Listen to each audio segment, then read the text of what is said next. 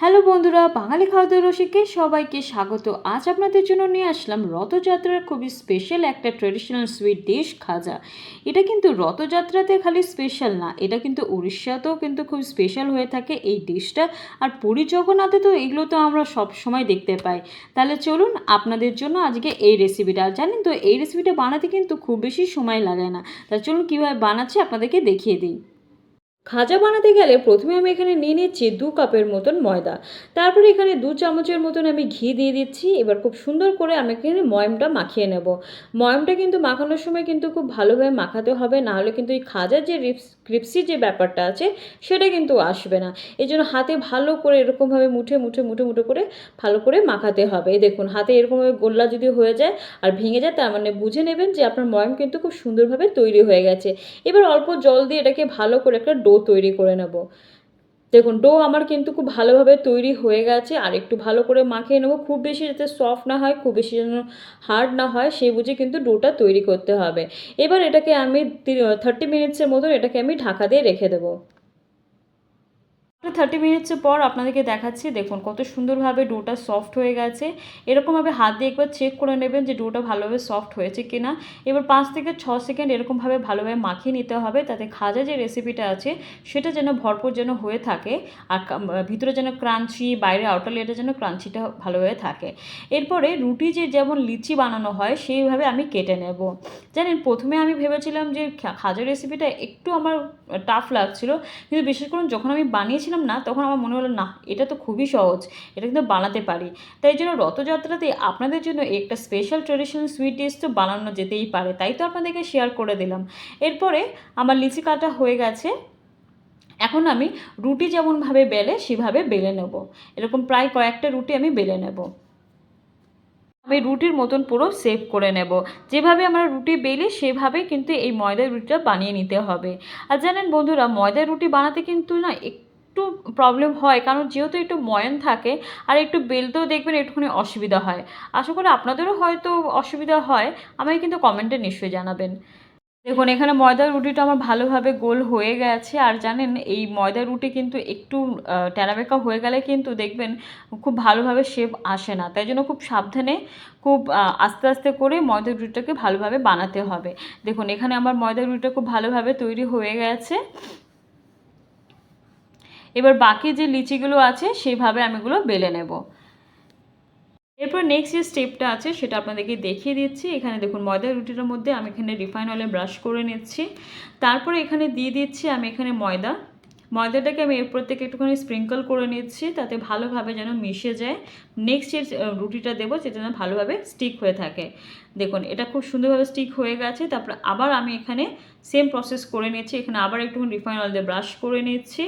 তারপরে দিয়ে দিচ্ছি এখানে ময়দা স্প্রিঙ্কল করে, এবার ভালো করে একটুখানি মিশিয়ে নিচ্ছি। এরপরে আবার আরেকটা আমি রুটি দিয়ে দেবো।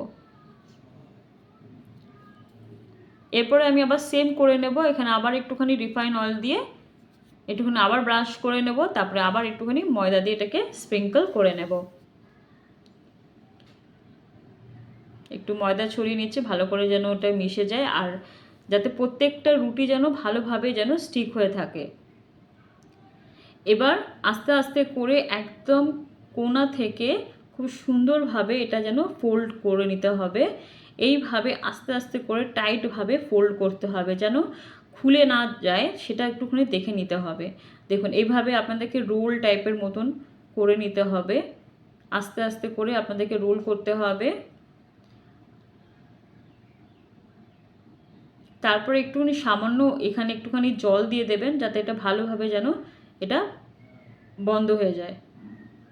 দেখুন এটা যেন খুলে না যায়, সেইভাবে আপনারা কিন্তু করবেন। দেখুন কত সুন্দরভাবে চিপকে গেছে, ভালোভাবে টাইটও হয়ে গেছে। এবার আমি সাইড দুটোকে কেটে নিচ্ছি প্রথমে। তারপরে আস্তে আস্তে এগুলো আরেকটা আমি লিচি বানিয়ে মতো নিচ্ছি।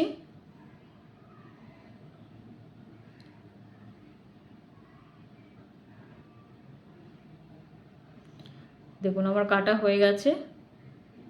দেখুন আমার কত সুন্দরভাবে খাজার যে শেপটা থাকে সেটা বানিয়ে নিয়েছি। এবার খাজার যে লিচিটা আছে এটাকে কিন্তু খুব সাবধানে কিন্তু আপনাকে বেলতে হবে। এখানে একটুখানি ময়দা দিয়ে দেবেন, তারপরে আস্তে আস্তে করে হালকা হাতে কিন্তু একটু বেলে নিতে হবে। খুবই হালকা হাতে বেলতে হবে, খুব বেশি চেপে গেলে কিন্তু জিনিসটা ফুলবেও না, সে বুঝে কিন্তু করতে হবে। দেখুন আমি বাকিগুলোকে এইভাবে বেলে নিচ্ছি। আমার বেলা হয়ে গেছে, এবার আমি তেলে ছেড়ে নেব।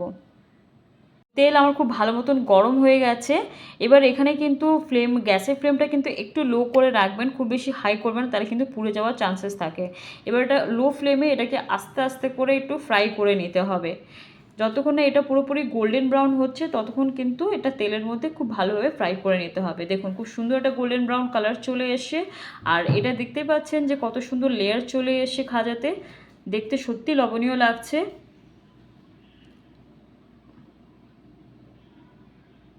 খাজা আমার এখানে কিন্তু খুব সুন্দরভাবে তৈরি হয়ে গেছে।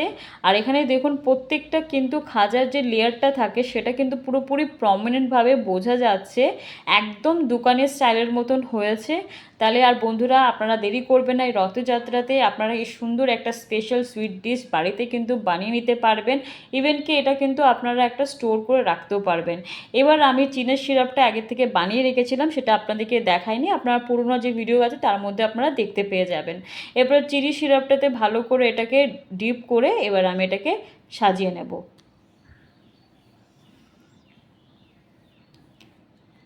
তো বন্ধুরা যদি ভালো লেগে থাকে আমার এই ভিডিওটা লাইক শেয়ার সাবস্ক্রাইব করতে একদম ভুলবেন না। দেখা হবে আপনাদের সাথে আর একটা নতুন রেসিপি নিয়ে।